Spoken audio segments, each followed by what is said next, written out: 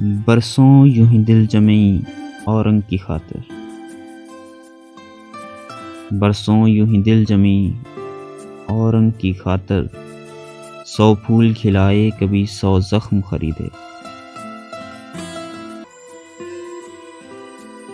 میں لکھتا رہا ہجو بغاوت منشوں کی، میں لکھتا رہا ہجو بغاوت منشوں کی، میں پڑھتا رہا کیسر نشینوں کے قصیدے۔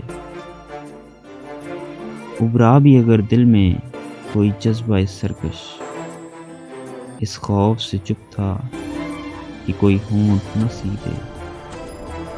لیکن یہ تلسمات بھی تا دیر نہ رہ پائے، آخر میں امینہ و دف و چنگ بھی ٹوٹے۔